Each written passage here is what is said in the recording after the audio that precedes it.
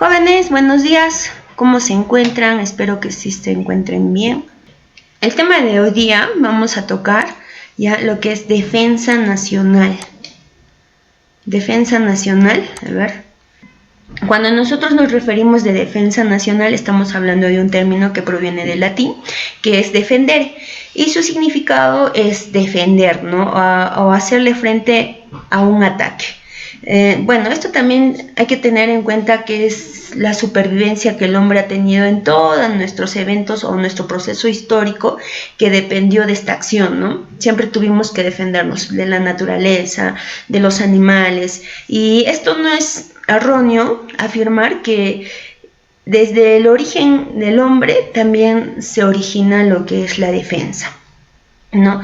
Desde la remota aparición de la humanidad o del inicio de la humanidad también aparece lo que es la defensa.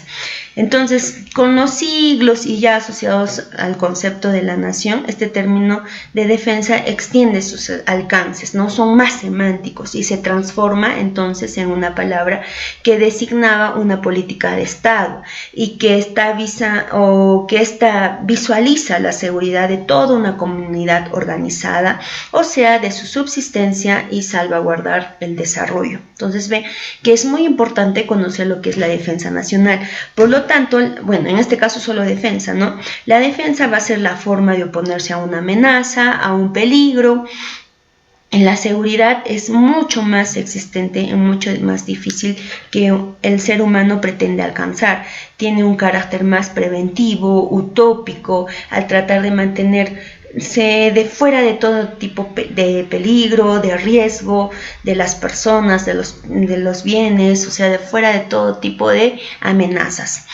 Las previsiones y las acciones que el Estado adopta para garantizar su propia existencia al mismo tiempo que es proteger el desarrollo que constituye el quehacer de la defensa nacional. ¿Ves cómo se van alineando estos dos términos sin darnos cuenta que por un lado debe estar la defensa nacional y por el otro lo que significa impulsar el desarrollo nacional? Entonces siempre van a estar aliados estos dos términos y sus acciones tienen que llevarse a cabo no solo como propio o dentro del territorio, sino también fuera de él, ¿no? Ahora que estamos constituidos una forma organizada que hoy conocemos que son los estados, entonces ahora tenemos que ver esa relación que tenemos con los demás países en el ámbito internacional. La defensa nacional, además de enfrentar los conflictos que tienen que hacer frente a las dificultades que surgen, ¿no? Como los desastres, las catástrofes o otros fenómenos que se ocasionan por la naturaleza o por la misma mano del hombre dentro de nuestro país, también tenemos que observar lo que está pasando afuera de nuestro país. Entonces, también decimos que la defensa nacional es una función ineludible y exclusiva del Estado. Esta constituye una función primaria, permanente e integral. Es un bien público, ¿ves? Porque nos concierne a todos los ciudadanos. Su acción es preventiva y de anticipación. Debe estar alineada y tener una relación lógica, coherente por las prioridades establecidas para la defensa de los intereses nacionales. La defensa nacional también reúne ciertas características. De ser un bien público, es un bien que se ofrece por igual a toda la población, ya que el Estado tiene la obligación de proteger a todos sus ciudadanos y sin hacer ningún tipo de diferencia. ¿Ves? Por eso es un bien público. Siendo la defensa nacional un bien público, será el Estado a través del gobierno el que tendrá la responsabilidad exclusiva, irrenunciable, indelegable de proveerlo, buscar siempre sus mejoras o sus mejores formas de hacer o garantizar su eficiencia y su eficacia. Asimismo, el gobierno debe propiciar la defensa nacional como bien público sea debidamente valorada dentro de la comunidad nacional. Y esto es un papel de todos. Aparentemente la responsabilidad total se le da al Estado, pero no, en realidad también el ser humano o el ciudadano en este caso también tiene esa responsabilidad. El concepto, por ejemplo, que nos da el SEDENA de Defensa Nacional dice, ¿no? Es el conjunto de medidas, previsiones, acciones que el Estado tiene que generar y ejecutar de forma permanente para garantizar la soberanía, independencia, integridad territorial, así como la protección de los intereses nacionales en el contexto de la seguridad nacional. ¿Te acuerdas que hablamos, ¿no?, de lo que era soberanía, garantizar la independencia, la integridad territorial? Entonces mira que esto también está relacionado, o la defensa nacional también está relacionado con los mismos conceptos que nosotros ya hemos conocido. Entonces acá ya es cómo va a ser el proceso de tomar esas medidas, previsiones y acciones que el Estado se responsabiliza ante los ciudadanos, ¿ves? Entonces aquí vemos que también la defensa nacional va a cumplir ciertas finalidades.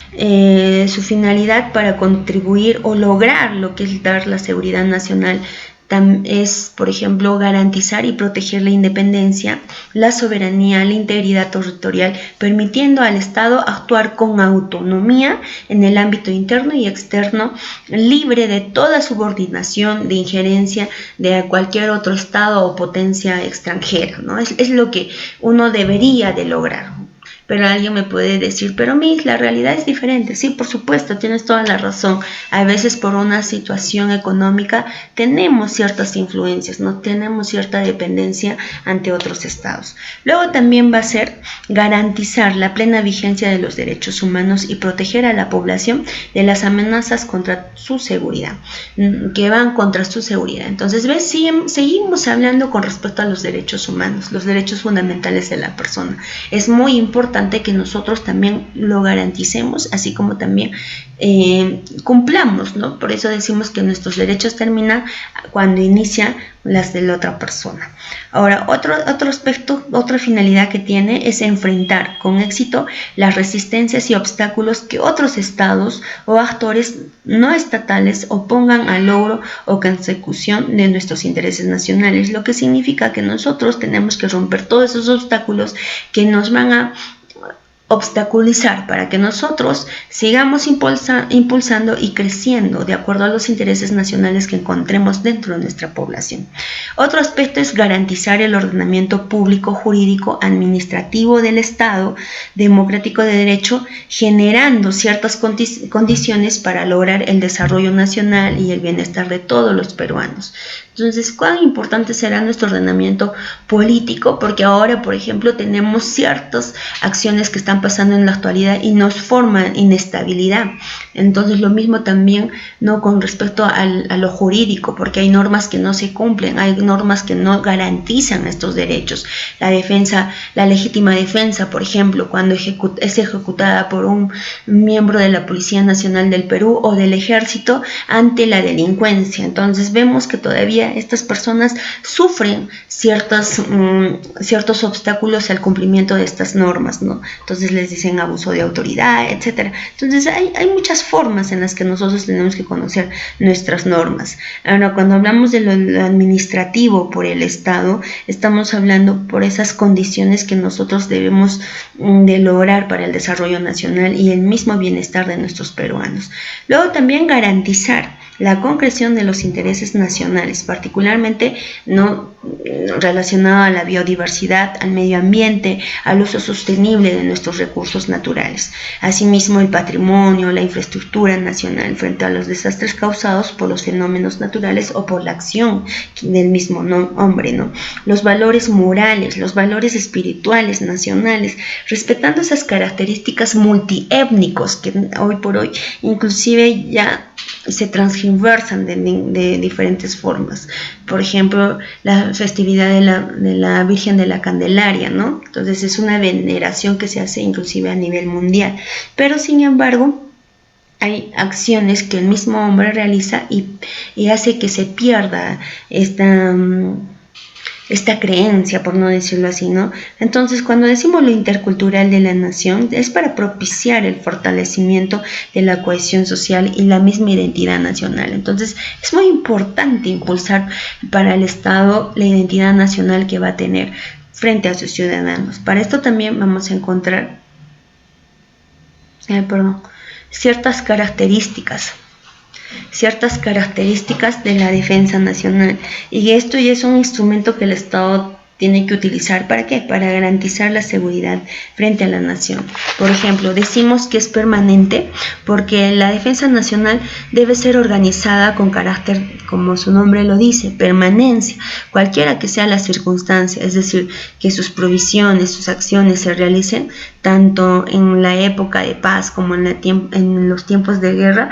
Tiene que continuar la defensa nacional. Por eso en algún momento le decía, no le podemos dar un día de tregua a la delincuencia. Por eso no le podemos decir a la Policía Nacional del Perú, que ellos están encargados del orden interno, decirle, no, hoy día no descansan, como hoy es Navidad, descansan todos, vayan a festejar con su... No, ellos tienen que ver las formas de que haya un equipo para que puedan seguir proveyendo lo que es la defensa nacional, ¿no?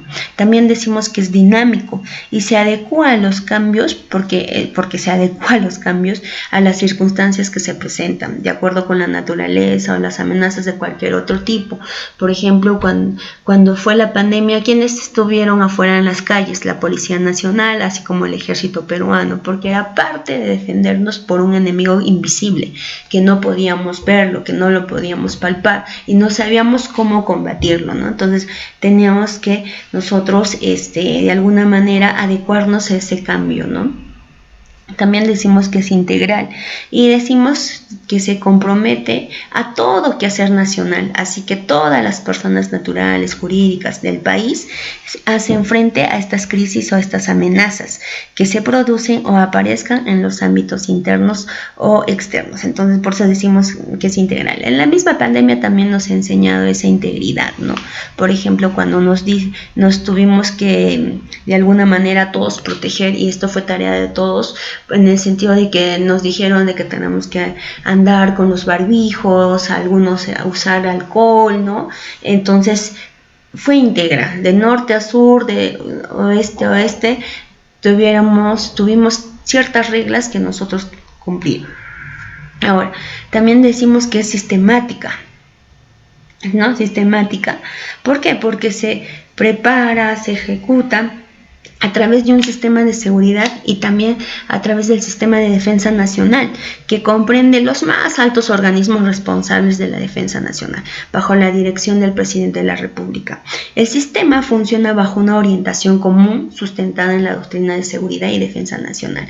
A ver, Miss, no estamos entendiendo. ¿Te acuerdas que en la época de la pandemia salía el presidente y comunicaba cómo estábamos afectados por esta pandemia, por el COVID, por este virus? Entonces, ¿quién presidía la dirección? El presidente de la República era quien nos informaba, ¿no? Cómo estábamos dando. Obviamente teníamos que recurrir a la doctrina, es decir, a la teoría, a las normas, para ver cómo podíamos combatir, ¿no? Una forma de prevención. Entonces no era de que como es un virus y se me ocurrió que ustedes usen barbijos y alcohol, no. Entonces se recurre a las formas más dables para poder combatir este virus, y a la vez, ¿no? Se dice que de esta forma era una forma de podernos defender a nivel nacional. Por lo tanto, entonces ambos se sumaban, ¿no? Lo que era la doctrina de la seguridad y la defensa nacional. Entonces también decimos que era preventiva, por supuesto. Dentro del mismo COVID tuvimos que usar los barbijos porque era una forma de prevenir el contagio del virus. Por lo tanto, era una forma de hacer frente a las amenazas, en este caso fueron externas, ¿no? Y que también fueron amenazas internas porque se propagó el virus. Y nosotros creo que no hacíamos casos hasta ver la muerte de muchos de nuestros familiares. Por eso era necesario adoptar con suficiencia y con anticipación estas medidas y estas acciones que estaban dirigidas a garantizar la seguridad nacional. La defensa nacional debe sustentarse en la fuerza militar capaz y moderna requerida por el país. ¿Ves? ¿Cómo se suman estos esfuerzos? En lo político, por ejemplo, lo dinámico, la acción política de proporción de todos los campos de la actividad para evitar o ser sorprendidos de acuerdo a los acontecimientos. Es decir, en la acción política significa de que el Estado o el presidente de la República tuvo que dar normas de cumplimiento inmediato que los ciudadanos tenían que realizar, ¿no? También decimos que es ejecutiva, y cuando hablamos que es ejecutiva es cuando se plasma la materialización de estas acciones y las medidas debidamente concebidas, planeadas y preparadas a fin de encarar y superar oportunamente y en forma apropiada las opciones las opciones que teníamos para hacerle frente, ¿no? a estas presiones que atentaban la seguridad integral y el desarrollo del Estado. Entonces era visto de que tanto la policía como los miembros del ejército tenían que verificar que todos andemos o transitáramos con nuestros barbijos, ¿no? E inclusive algunos ya con otros implementos más avanzados como eran los famosos mandiles, mamelucos, etcétera, etcétera. Pero la idea era de que nosotros andábamos con barbijos. Y ahora, por ejemplo, no podemos entrar a los centros comerciales grandes o moles comerciales si es que, uno, no tenemos doble barbijo. Dos, ahora están pidiendo el carnet de vacunación. ¿Por qué? Porque se ha visto que apenas hemos alcanzado al 40% de ciudadanos que han adquirido la vacuna, y por lo tanto el otro 60% no confía en el uso de esta vacuna, ¿no? Obviamente esto también surge porque en diferentes gestiones el Estado ha perdido credibilidad. Entonces, tampoco es mucha responsabilidad del mismo ciudadano, sino también ha sido responsabilidad de las diferentes formas de gobierno que hemos tenido y las políticas que ha usado, ¿no? Entonces ahora mismo ha salido otra denuncia contra un presidente de turno en el cual se ha visto que el consumo de ciertos productos o la entrega de ciertos productos esterilizaba a las personas, ¿no? Entonces ahí también vemos que eso ya es un atentado contra la dignidad humana de las personas, contra la dignidad de la mujer, etcétera. Entonces ahí vemos una acción pública o a través de una política de Estado que aparentemente estaba mal dirigido, ¿no? Entonces, ese es otro problema. Ahora, decimos también que es obligatorio porque hay un acuerdo en el artículo 163 de la Constitución Política del Perú, donde dice: toda persona natural o jurídica está obligada a participar de la defensa nacional y a la conformidad de la ley. Es decir, también, como les digo, todas las personas somos parte de la seguridad nacional. Así es que es importante que nosotros también acatemos las normas en las cuales nosotros vamos a, de alguna manera integrar esa defensa, ¿no? Ahora, vemos el conflicto y las vías de la acción de la defensa nacional. El conflicto es la relación de oposición entre dos o más partes, cuyos protagonistas tienen que tener objetivos antagónicos. Por ejemplo, ustedes conmigo tenemos intereses diferentes. Ustedes quieren aprobar el curso. Lo que yo pretendo hacer es exigirles dentro del curso, ¿no? Entonces, de repente ustedes quieren mayores facilidades, entonces tenemos pensamientos antagónicos, ¿no? Entonces, por decirlo así nada más, por poner el ejemplo, ¿no? Entonces vemos que para ver el conflicto y las vías de las acciones de la defensa nacional, también debemos partir de cierta premisa de que el conflicto es inherente a la realidad social. Inherente, nosotros lo vemos de forma inmediata, que por tanto se halla en toda relación entre las personas, ya es dentro de nuestra familia, ya es dentro de nuestro aspecto académico. Me imagino que cuando ustedes hayan determinado qué van a elegir como tema de sustentación, por ejemplo, ayer trabajamos con 2 grupos, ¿no?, que ya entendieron, porque estaban pensando, creo, hacer una monografía. Entonces vemos, ¿no?, que dentro de lo que opinaban estaban teniendo ideas diferentes, y ahí, ¿no?, empieza el conflicto de las personas. Entonces basta el hecho de que nosotros Basta el hecho de que nosotros pensemos de forma diferente, ya tenemos ideas antagónicas, ¿no? Ahora, también decimos que nosotros nos hallamos siempre, el conflicto siempre va a ser latente, no es una situación que ninguna de las partes es consciente de esta relación de oposición. Obviamente no es necesario, para llamar este pensamiento antagónico, no va a ser necesario de que nos peleemos, de repente nos vayamos a manos, patadas, no, sino basta que nosotros tengamos ese pensamiento antagónico o en oposición, ya se crea este conflicto latente. Entonces, y tienen diferentes objetivos, ¿no? Obviamente. Ahora, este conflicto manifiesto es una situación en donde a ambas partes han llegado consciente a la relación de oposición, y puede ocurrir que el conflicto se manifieste en una percepción aceptada o errónea de sus objetivos, propósitos o preferencias que vayamos a tener, ¿no? Entonces, de las partes, y que se sienten amenazadas. Por ejemplo, cuando ves que uno de tus compañeros piensa diferente que tú, ¿cómo te sientes? Amenazado, ¿no? O estorbado de repente por las intenciones que éste tenga. Lo mismo funciona dentro de los países, lo que significa que los conflictos son permanentes, ¿no? En la existencia al menos de los estados, surgen y se desarrollan tanto en el ámbito interno como también en el ámbito externo.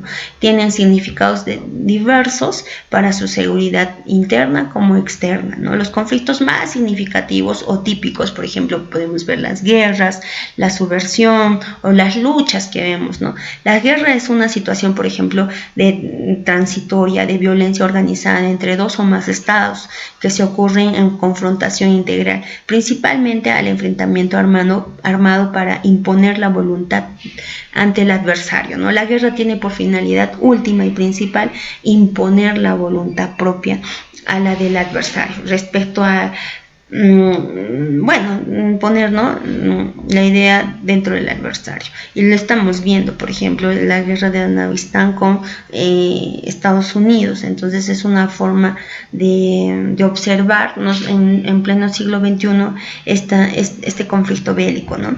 Los organismos responsables que desarrollan estas actividades en los campos, por ejemplo, estos son los estados, pero siempre tienen que darse de repente soluciones en el aspecto político, económico, psicosocial y militar para apoyarse, ¿no?, en la solución de estos conflictos como son las guerras.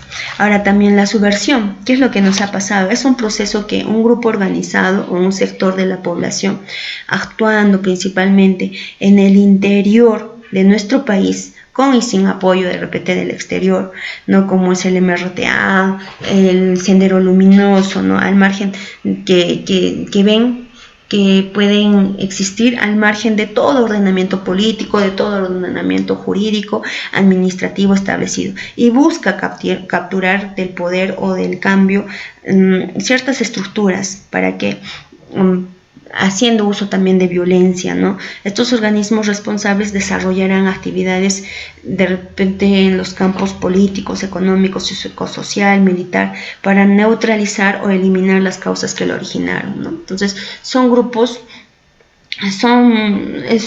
organizados los cuales también atentan contra la ciudadanía al hecho de usar los coches bombas, armas de fuego, ¿no? Entonces hay veces también el Estado, no, sin darse cuenta, pone al pueblo contra el pueblo, porque finalmente la Policía Nacional, los militares son nuestros hermanos, ¿no? Son nuestros hermanos, son nuestros familiares, y al momento que vemos un conflicto social como este, entonces ahí vemos que el pueblo lucha contra el pueblo. Entonces es una situación que también debemos de analizar, ¿no? Ahora, las luchas son un conjunto de acciones no violentas, obviamente, que realizan los organismos del Estado para afrontar conflictos significativos dentro de la seguridad nacional. En este ámbito puede ser en el ámbito interno como también externo. Los conflictos que dan lugar a estas luchas se pueden presentar de diferentes formas, ¿no? De formas alternativas, con una gama de intensidades o combinaciones. ¿Se acuerdan lo que pasó en la movilización de Inti? Se supone que era una movilización, ¿no? Una movilización pacífica, pero se rompe la pacificidad cuando ya se usa algún arma, sea punzocortante de fuego o de repente, ¿no?, un gas lacrimógeno, y ahí ya empiezan a surgir estas luchas.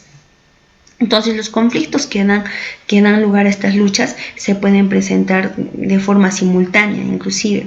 Entonces vemos también que esto obliga a que los organismos del Estado deben de tomar una serie de previsiones para afrontarlas, bueno, para que tengan éxito, ¿no?, en sus decisiones, y esto en un sentido más amplio inclusive, a organizarse para que puedan contribuir de repente en un cuerpo normativo que sea coherente, coordinado, que puedan realizar de repente ciertas previsiones y acciones que el Estado emplea en el campo de la defensa nacional, ¿no?, y garantizar la seguridad nacional, asimismo también cautelar los intereses nacionales y mantener sus derechos en toda la misma naturaleza. Es decir, que acá debe de emplearse estas movilizaciones en una vía pacífica y no violenta. Pero también veamos, ¿cuál sería una vía pacífica?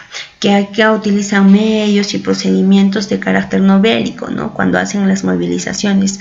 Ahora mismo inclusive se pretende hacer una movilización dentro de esta semana por una situación académica, ¿no? Entonces acá vemos que se está constituyendo acciones que van a identificar estas luchas. Las luchas siempre se materializan en acciones políticas, económicas, sociales, científicas, tecnológicas, militares, internas, externas, para encarar conflictos que atentan contra la seguridad nacional y sin recurrir a una acción armada. Obviamente, no como lo que te decía, ahora van a hacer una movilización, se supone que es una forma de luchar, en una forma tecnológica, ¿no?, en este aspecto, porque creo que es una situación que se relaciona con lo académico de nuestra ciudad. Ahora, la vía violenta, cuando ya se toman, ¿no?, las acciones en la vía pacífica y se revelan insuficientes para pedir algo al adversario, dentro de lo interno o lo externo. Entonces acá ya hay intereses vitales dentro de la nación, o se opongan en consecución a los objetivos. Esperemos que las movilizaciones que están haciendo no rompan, ¿no?, la pacificidad, porque después de que se rompen ya estamos en una vía violenta y el Estado tiene que dar un enfrentamiento armado. Por eso es que hacen disparos de fuego la policía y están dentro de sus funciones. No es que estén fuera de sus funciones. ¿Y por qué? Porque lo que quieren es mantener el orden interno. Entonces estas son unas acciones que están dadas dentro de lo político, ¿no? Entonces vemos que esta situación que afronta el Estado tiene que serlo con mucha cautela, porque al final también expone a los mismos ciudadanos, ¿no? Ahora, en el ámbito de la defensa nacional vamos a encontrar tanto de forma interna como externa. Pero la idea es, si ustedes todavía están ahí, algo que quieran de repente contribuir a este punto o nada. Parece que están durmiendo mis alumnos. A ver, voy a ver. Eliseo. Vamos a llamarle esta. Parece que no están. Delia. Sí. Licenciada, aquí estoy. Sí, Eliseo. Deria. ¿Puedo hacerle una pregunta, licenciada? A ver, pregúntame. Esta semana se ha hablado mucho sobre, o la semana pasada, mejor dicho, se habló mucho sobre la nueva ley que el gobierno está impulsando, ¿no? La de portar la segunda dosis para cualquier evento que se va a realizar en ámbitos cerrados, como en Banco de la Nación cuando van a depositar, el bono que van a cobrar. En todos los en Electropuno también se ha dado un comunicado que solo va a recibir con los que tienen la segunda dosis. Sí. Pero hay otro grupo de parlamentarios que presentaron un documento diciendo que esta norma es inconstitucional y es le dijo que es un poco discriminatoria. Ya. Eso es mi pregunta. La obligación de portar la vacuna, hacerte vacunar obligatoriamente, ¿es inconstitucional? Bueno, ¿Es también a la vez discriminatorio? bueno, mira, a nivel de los derechos humanos, tú eres libre. Se te constituye como un ser inherente donde se te reconoce tu libertad, tu derecho a la libertad de pensamiento, a libertad de acción, libertad de tránsito, y tú decides todo lo que vaya a pasar en ti, ¿no? Es que cuando una mujer está embarazada, por ejemplo, ella tuvo relaciones sexuales y luego resulta estar embarazada, pero por su libertad dice, no, no lo voy a tener a mi hijo. Entonces va y toma diferentes acciones, pero se olvida de que el nuevo ser ya adquieren otros derechos. Entonces, haciendo una comparación con lo que pasa, se supone que tú, por prevención, debes adquirir la doble vacuna. ¿Pero qué surge dentro de la población? Ya no hay confianza dentro de los gobiernos de turno, porque ya mucha gente te dice, no, hay, por ejemplo, opiniones muy populares en las cuales te señalan que si te vas a poner la vacuna, te vas a morir acá a los 2 años, o te vas a enfermar más rápido, ¿no? Entonces, ¿qué es? ¿Alguien se ha tomado la molestia, por ejemplo, de ver cuál es el contenido de la vacuna? El contenido de la vacuna es el mismo virus donde están haciendo que tus defensas puedan adaptarse y eliminar el virus, ¿no? Puedan contrarrestar el virus, y si es que tú por una u otra forma te enfermaras por el virus, tu organismo tenga que contrarrestar la presencia del virus. Pero sin embargo, el bien social siempre prima sobre el bien privado, o el bien público prima sobre el bien privado. Lo dice un constitucionalista muy conocido como Enrique Bernales Ballesteros, donde integra, si tú vas a causar mayor daño a personas, a muchas personas, con la decisión de uno, entonces tienes que ver que la norma salvaguarde a mayor cantidad posible, ¿no? Por ejemplo, aquí te dicen, no puedes ingresar si no tienes la doble vacuna a cualquier sitio público. ¿Por qué? Porque están defendiéndose del virus. No, yo no lo veo tan anticonstitucional, ¿no? Pero sí veo que acá hay un vacío constitucional en el cual, donde te dicen a ti, oye, ¿sabes qué? Tú eres libre independiente de tomar cualquier decisión que esté relacionado contigo. Es como la mujer embarazada, lo que te decía, ella es libre de tomar cualquier decisión que esté en su integridad, ¿no? Entonces, bueno, decidí abortar, y decidí abortar, ¿no? Pero esto en la realización o en la acción que ella vaya a hacer es negligente, que va contra las leyes con respecto al nuevo ser.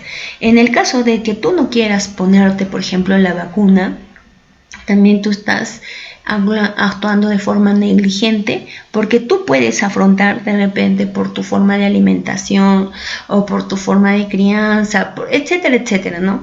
Tú has superado el virus, pero no sabes cómo puedan superar a las otras personas, y obviamente tú vas a tener este contacto con las otras personas. Yo veo que ya se están dando fiestas sociales, ya están dándose sus reuniones, ahora viene la Navidad y lo más probable es que dentro de la Navidad vayamos a visitar a nuestros familiares, es fin de año, veo que existen, ¿cómo se llama? Cuando terminan un siglo de educación, fiestas de promoción, ¿no? Ya se están yendo.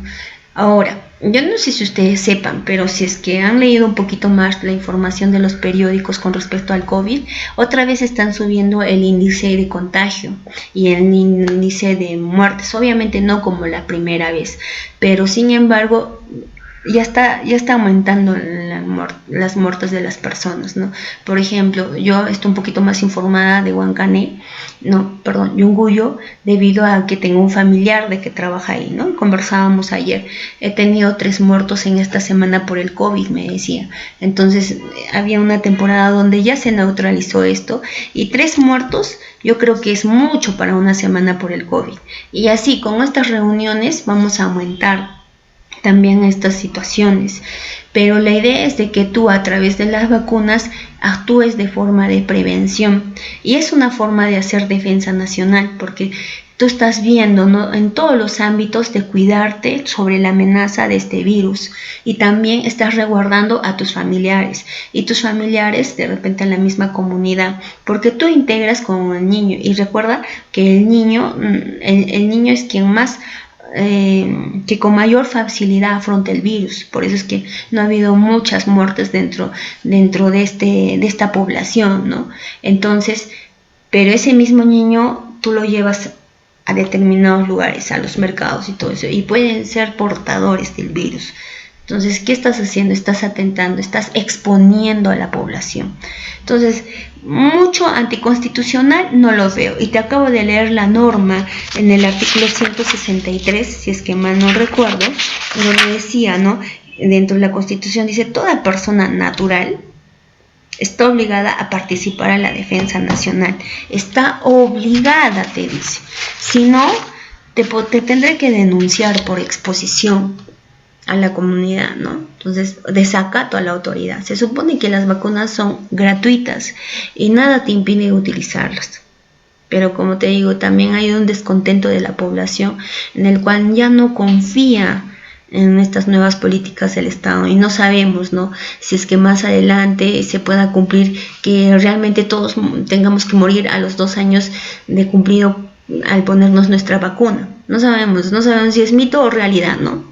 Entonces, crea todo eso una incertidumbre. Es como la situación económica, ¿no? Ahorita, por la situación política en la que nos encontramos, el dólar estuvo subiendo, ¿verdad? Y entonces ahorita ya cuesta, creo, a 4 soles 10 el dólar. ¿Por qué? Porque las inversiones privadas no venían. Y lo mismo va a tener y causaba cierta inestabilidad. Entonces, estas políticas o estas decisiones que los gobiernos toman, por ejemplo, discúlpenme si es que hay un fujimorista, no lo sé, dentro del salón, pero dentro del gobierno de Fujimori se tomaron decisiones en los cuales, al ver el crecimiento demográfico que teníamos, donde las parejas no tenían 1 ni 2 hijos, sino tenían 4, 5, 6 hijos, y había un crecimiento insostenible, ¿no?, de la población. ¿Y qué hicieron estos personajes? Entonces tuvieron que, a través del vaso de leche, a través de políticas que optaron, ¿no?, en el caso del amarre de las trompas y todo eso, esterilizaron a muchas personas, ¿no?, y mal informaron. Decían, ¿no?, que te iban a amarrar las trompas y después las iban a desamarrar y no sé qué, y podías tomar tu decisión cuando podías tener un hijo. Y finalmente se descubrió que después de amarrarse las trompas de falopio, ya no se podía dar marcha atrás. Y a mucha gente, ¿qué pasó?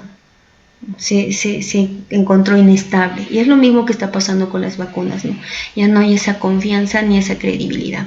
Pero como te digo, anticonstitucional no lo veo. La Constitución lo dice, lo reconoce en nuestro artículo 163, pero también hay muchas formas de interpretar las normas, ¿no? Dicen, echa la ley, echa la trampa. Entonces ahí tenemos que ver cómo llevarlo todo. Ahora, de forma discriminatoria, sí, pues, porque y sí tienen razón, porque se supone que, como te vuelvo a decir, tú eres un ser libre de todo, de todas las formas. Al momento de decirte, tú no puedes entrar aquí, ¿están discriminándote o no? ¿Te falta una vacuna? ¿Te están discriminando? Sí te están discriminando, pero también acá tienes que armar la jerarquía de derechos. Es como cuando te diga, ¿qué será más importante? ¿El derecho a la dignidad? No, a la privacidad o a la intimidad. El derecho a la información. Entonces, o el derecho a la educación, ¿no? Entonces tú vas a decir, no, mi intimidad es principal, mi intimidad es lo mejor. Entonces ahí armamos una jerarquía de derechos. Entonces, en este caso, por ejemplo, lo privado se opone a lo público, ¿no? Como lo que era el uso de la vacuna. Acá lo público se opone a lo privado. Entonces ahí tenemos que armar la jerarquía de derechos.